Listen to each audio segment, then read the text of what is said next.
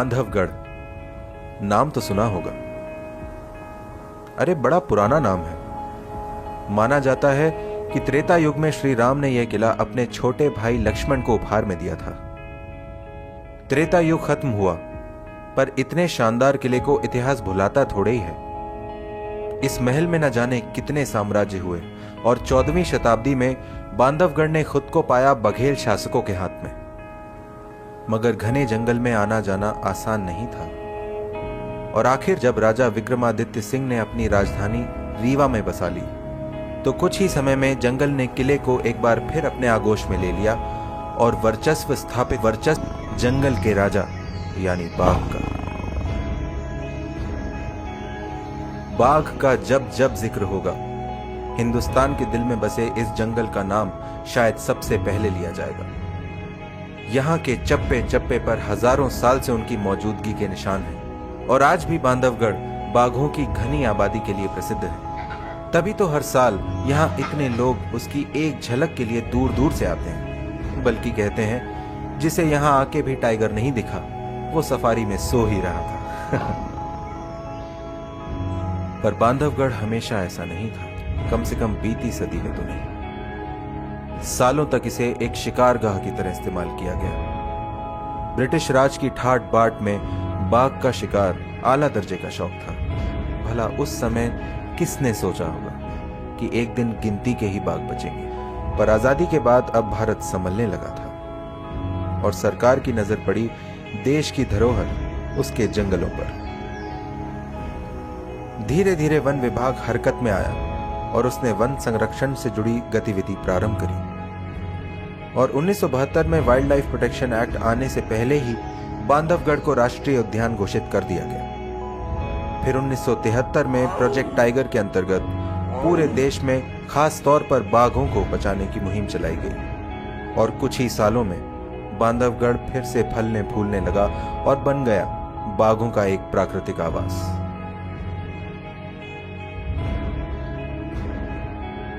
आज पूरे 50 साल हो गए इसे राष्ट्रीय उद्यान बने हुए। शुरुआत में केवल 105 वर्ग किलोमीटर क्षेत्र उद्यान के रूप में लिया गया, जो आज सैकड़ों वर्ग किलोमीटर में फैले कोर एरिया का केवल एक अंश मात्र है। 72 की बात है जब बठान गांव को यहां से विस्थापित किया गया।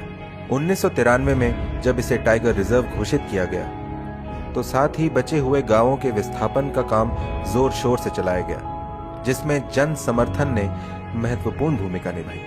काबिले तारीफ है उन रहवासियों का बलिदान जो अपना घर छोड़ के एक नई जगह अपनी बस्ती बसाने चल दिए।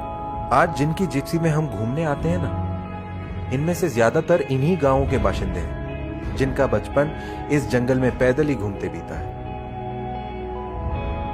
और तो और लोगों ने सैकड़ों साल पुरानी अपनी मान्यता को भी त्याग दिया ताकि बांधवगढ़ में जंगली जानवर सुख से रह सके। शेष शैया के रास्ते विष्णु के अवतारों को नमन करते हुए आसपास के गांव से लोग इन प्राचीन मूर्तियों के दर्शन के लिए आज भी आते हैं, लेकिन साल में केवल जन्माष्टमी के दिन बांधवधीश मंदिर स्थित लक्ष्मण के दरबार में। और उतनी ही मान्यता है संत कबीर की, जिनके भक्त यहां कबीर महोत्सव के आयोजन के लिए दूर दूर से पैदल घना जंगल पार करके आते हैं। बात इतिहास की हो रही है और सीता मंडप का नाम ना आए। भगवान श्री राम और सीता के विवाह मंडप सी दिखने वाली इस गुफा को वाइल्ड लाइफ प्रेमी किसी और वजह से जानते हैं। हाँ, यह वही गुफा है जहां सीता को पहली बार देखा गया था। सीता, जिसे बांधवगढ़ की कुलदेवी का दर्जा देना गलत नहीं होगा। जब यह जंगल अवैध कटाई और शिकार के दबाव से जूझ रहा था, तब सीता ने इसे आबाद किया। 1986 से 96 के बीच इसने 6 बार शावकों को जन्म दिया और इसी के साथ शुरू हुआ एक नया दौर, टाइगर टूरिज्म का दौर। और इसमें इसका साथ दिया चार्जर ने, जो मशहूर था अपने आक्रामक रवैये के लिए। देश विदेश के कई फिल्मकारों ने सीता और चार्जर की कथा दुनिया भर में सुनाई। किसी दंत कथा के नायक सा प्रसिद्ध चार्जर आज सूखे पत्तों की चादर ओढ़े इसी जगह आराम कर रहा है, इस बात से बेखबर, बेफिक्र कि उसका राजकुटुंब आज भी पनप रहा है बांधवगढ़ के कई बाघों के रूप में।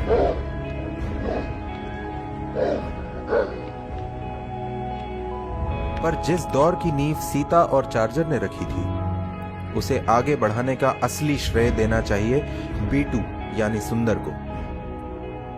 B2 ने अकेले ही पर्यटन उद्योग की काया पलट दी। इससे पहले कभी भी दुनिया में कहीं भी एक टाइगर को देखने के लिए इतने लोग नहीं आए थे। अरे नाम चलता था अपने B2 का। और यहीं से पूरे देश भर में पर्यटन से जुड़े लोगों ने एक नया चलन चलाया, किसी जंगल को टाइगर के नाम पर प्रमोट करने का। आज वाइल्ड लाइफ टूरिज्म भारत में सालाना हजारों करोड़ का उद्योग है, जिसने स्थानीय रहवासियों के लिए व्यवसाय के नए आयाम खोले हैं।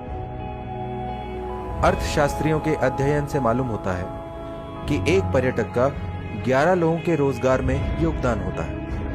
और मध्य प्रदेश वन विभाग की एक पहल के अंतर्गत पर्यटन से होने वाली कमाई में से 1/3 हिस्सा सीधा स्थानीय समुदाय के हित में दिया जाता है। चारों तरफ घनी इंसानी आबादी से घिरे बांधवगढ़ का प्रबंधन वन विभाग और वन्य प्राणियों के लिए रोज एक नई चुनौती लेकर आता है।